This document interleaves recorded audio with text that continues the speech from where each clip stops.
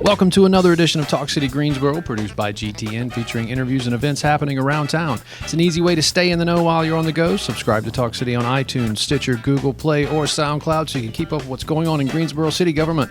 I'm your host, Josh Johnson, and with me today is Rosemary. There's no place like home, Flyben. Ha ha ha, ho ho ho, Greensboro. Thank you for listening to our conversations every week. We always appreciate you tuning into the show, and we sure hope you enjoy it. We're taking a trip this week over the rainbow. Yes, the Wizard of Oz is back on stage at the Carolina Theater for the next couple of weeks, and we have the inside scoop. Roz Fulton is Executive Director of Community Theater Greensboro. Justice Reeves Burke is Dorothy in the show. Welcome. Thank you so much for having us. We're happy to be here. Thanks for being here.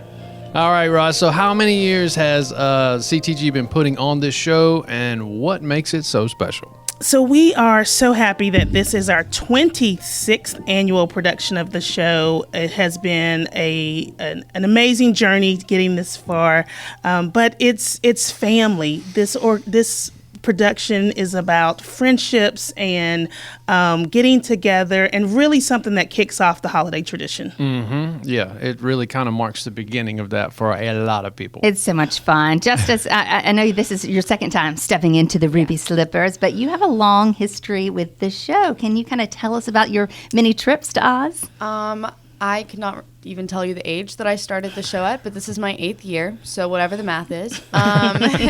But yes, I started as a wee little munchkin. I was a lullaby leak my first year, and I worked my way up as city mother, teacher. I ended up being a crow and a jitterbug dancer, and then I got in the women's ensemble, and I was like being with the adults. I was like, it was so cool. And then I got Dorothy in 2019, and it was really weird and really crazy and really cool.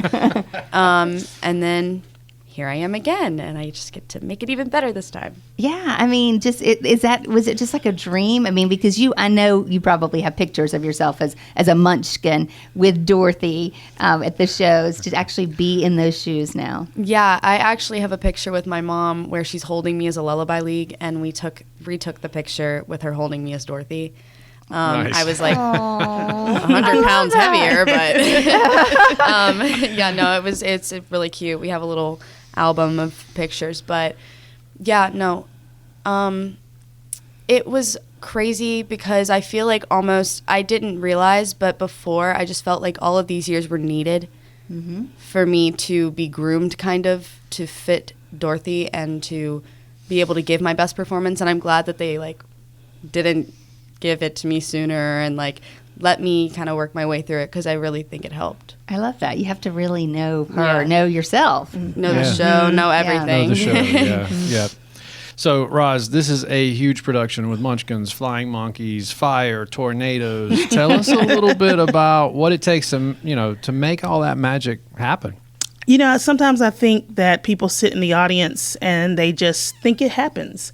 But we have a crew, an amazing tech crew of about 30 people that are backstage making sure that it happens. So every little detail that you see, there is somebody that has put a lot of heart and brain and courage into making sure that it's something special for the audience.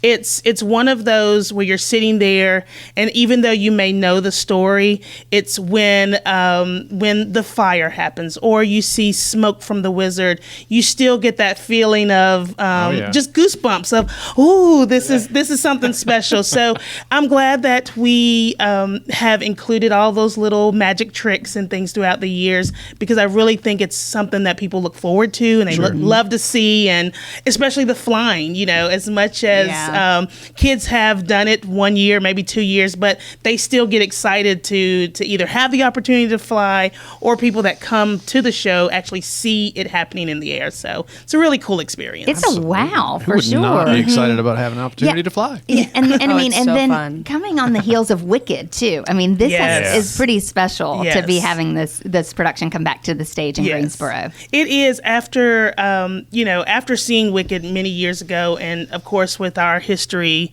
with Wizard of Oz. It's, the first time I saw Wicked, I was like, now I see why. But even still, I'm like, but did such and such do that? Still all those little things that make you think, but very, very special. Yes, so if you saw Wicked, you definitely have to come and see The Wizard of Oz. You'll see it with new eyes, I think. COVID, of course, Justice shut down theater, shut down community theaters all over the country, the world, really. And I know you're a student at Weaver, and so community theater and Wizard of Oz isn't your only thing. What was it like as an actor, to have to be away for so long? And then what is it like to be back? I'm not going to sugarcoat it. It sucked. It was awful.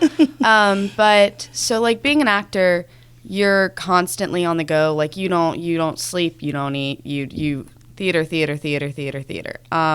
So right now, currently, I'm in 3 shows, which is amazing because I lost the opportunity last year. But no, I went from doing everything all the time to doing absolutely nothing. Mm-hmm. And it drove me crazy. I was in my house. I went to Raleigh like twice a week trying to just do something. So like being a busy person and a go person, it was really crazy. And I think now getting back into it, it's super fun and it's super exciting, and I'm really glad that I'm back into it. It is also scary now because I'm not used to it anymore.